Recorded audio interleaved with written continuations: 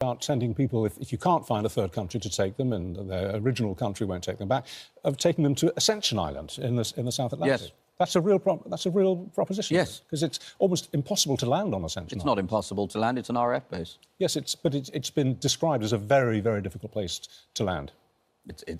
There are plenty of flights that land there all the time. There's around 800 to 1,000 inhabitants at any given point. And by the way... Mass deportations, 500,000 gone. Farage's plan explodes live at 10:30. Will Britain finally slam the door shut, or will the courts kill it again? Watch the clash, Don T. Blink. Many of them destroy their papers when which they will be made illegal. So where would you send them? If let's say you have a man who you believe to be an Afghan refugee, but Afghanistan refuses to take him back, where does he go? OK, so let's cover a few different points off. Number one, in that 10 billion gross cost that we've laid out, there's a £2 billion budget for financial incentives. 2 countries to take back their people. Number two, Afghanistan. There's this misinformation out there that the Taliban will never take people back. Germany has already begun a deportation programme to Afghanistan via Qatar. Not only can it be done, it has been done, it is being done. That even this awful Labour government have done a returns agreement with Iraq. So the only thing that is lacking is a political will to do this. And then I want to say this too. If the carrot doesn't work, if they don't accept the money to take these people back and identify their illegal migrants, then we will have to use the stick. So, yes, why are we issuing visas on a discretionary basis to these countries? And then if that doesn't work, we'll use sanctions. And is Mr Farage seriously suggesting rethinking the Rwanda project?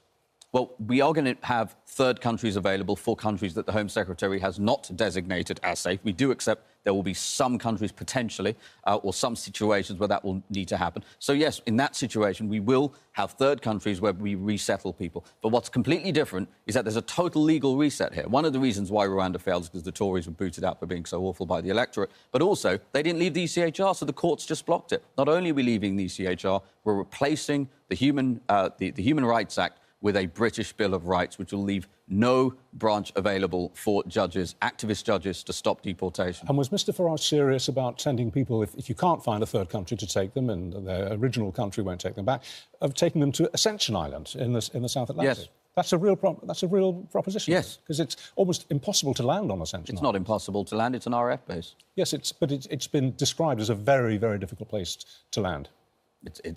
There are plenty of flights that land there all the time. There's around 800 to 1,000 inhabitants at any given point. And by the way, what happens to them when they get there? It was actually used as an emergency space shuttle landing point at one point. All right, and what happens to them when they get to Ascension Island? Well, then we will have, again, detention centres, and if necessary, we will resettle them there. So the criticism is that, you've come up with all these plans and the action that you're going to take, but actually, you won't be able to see these through, that it won't actually be physically possible to be able to carry all this out. Again, this is for the birds. President Obama, this might surprise people, President Obama deported 3 million people.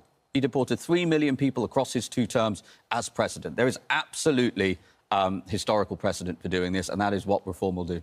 OK, well, the speech is being made at, I think, 10:30 this morning. We will be discussing it and dissecting it at this time tomorrow morning. Thanks for coming in. Just to say, the Minister for Border Security, Angela Eagle, has said this government has saved £1 billion in asylum accommodation costs and increased removals of those with no right to be here, bringing forward new laws to make it easier to deport sex offenders, which both Reform UK and the Tories voted against. All right, thank you for joining us this morning. I have no time for the hand-wringing that passes for debate on this issue. When I look at what Zia Yusuf laid out, I see the first honest attempt to restore the most basic duty of any British government to decide who enters and who stays. The left calls it mass deportation. I call it enforcing the law that already exists. Every sovereign state has the right and the duty to remove people who broke the rules to get in. The only thing shocking here is that we ever stopped doing it. First, let us deal with the numbers. The 180,000 illegal Channel arrivals since 2018 are only the ones we know about. Border Force has admitted it loses roughly 1 in 5 small boats on radar. Add the visa overstays about 85,000 a year according to Home Office leaks, and the failed asylum seekers who simply disappear into the black economy. The true illegal population is closer to 700,000. That is the size of Sheffield. If we pretend otherwise, we are lying to ourselves. Yusuf is right to cite Trump. The 97 drop in illegal crossings at the U.S. southern border after Title 42 and remain in Mexico proves deterrence works.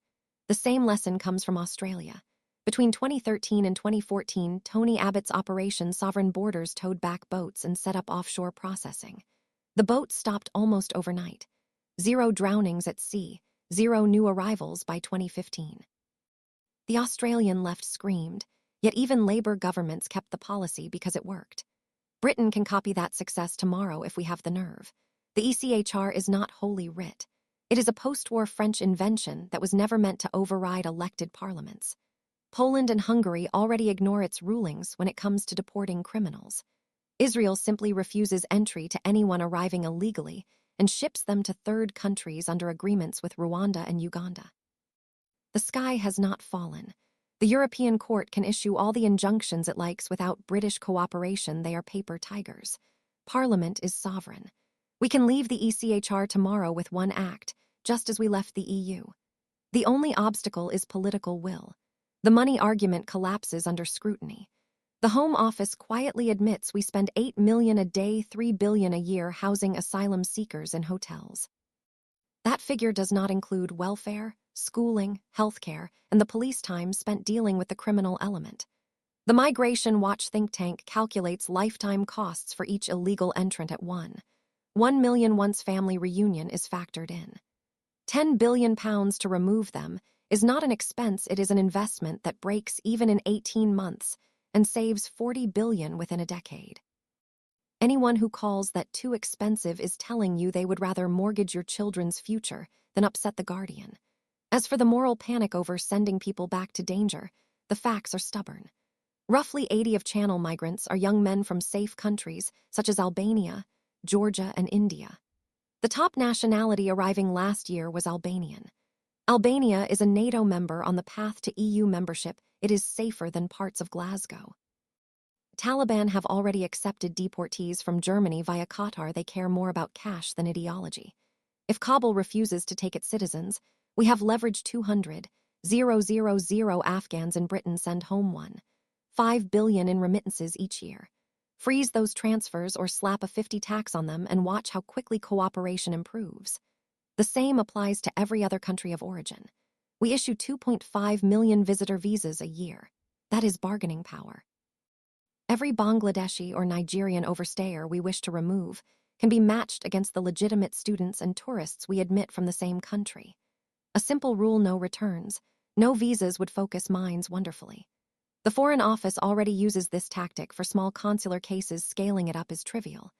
I am tired of being told that Britain is too crowded or too soft to detain people. The army built Camp Bastion in Helmand, a city of 28,000 from scratch in 6 weeks. We still own Akrotiri and Dekilia in Cyprus. Ascension Island is British sovereign territory. The Americans lease Diego Garcia and fly detainees there when needed. We have the real estate. What we lack is spine.